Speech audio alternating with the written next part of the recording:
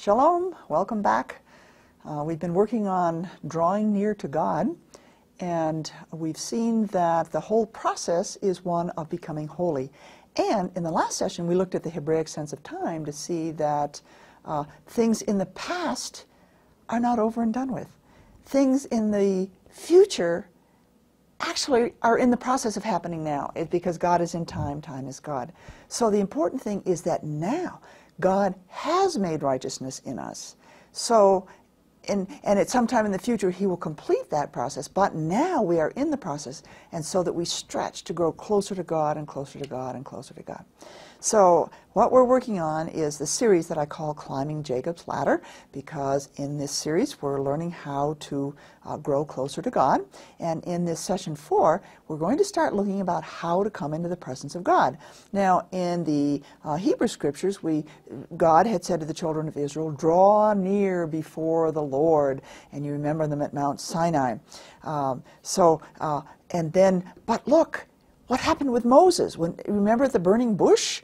And he saw the burning bush, and God was clearly in that bush, was speaking to him, and Moses heard these words: "Do not come near here. Remove your sandals from your feet, for the place on which you are standing is holy ground." So God is holy, and everywhere He is holy. Then what did Moses do? Moses hid his face because he was afraid to look at God. Now, this fear is because we don't know God, and we haven't grown close to Him. So there's that it's a separation. Let's look at fear causes a separation between us and God.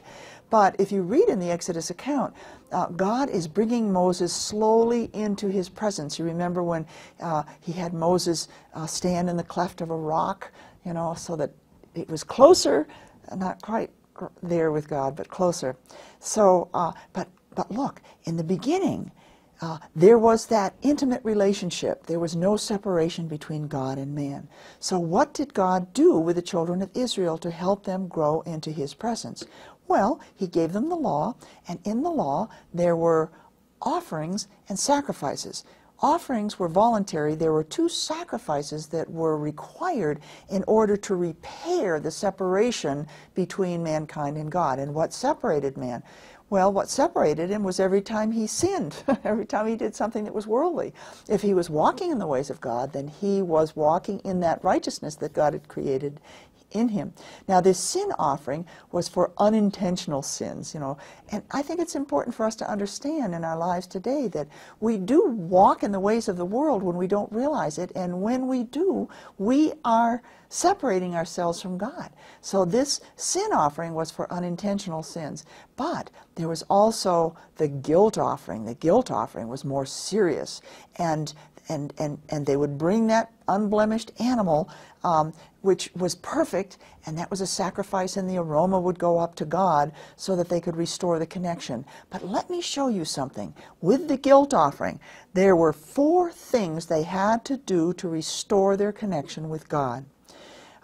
They had first to acknowledge their sin. I have sinned. They had to desire in their heart to repent. They had to confess with their mouth that they were guilty, and they had to bring an offering before God. But now, remember what I said. It's not just in the Old Testament, the Hebrew Scriptures, it's also in the New Testament as well. So we're going to see the same concept in the New Testament. Let's take a look at it. What Yeshua says, and his Hebrew name is Yeshua, so let me call him Yeshua. What Yeshua says is, let us draw near with, actually this is the author of Hebrews, let us draw near with confidence to the throne of grace. So something has happened with the Messiah. Something has happened to make this relationship, the possibility of coming close into the to be close to God. We have the ability now to do it in a much greater way than it was before. So what we're going to do in the next session is we're going to see how we can draw near to God through Yeshua the high priest. And we're going to have to take a look and see just what it means that He is the high priest. So I will see you in the next session. Shalom.